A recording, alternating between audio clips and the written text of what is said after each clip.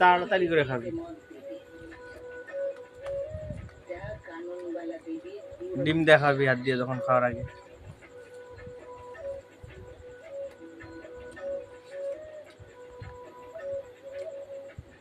হ্যাঁ, মন করে দেখাবি।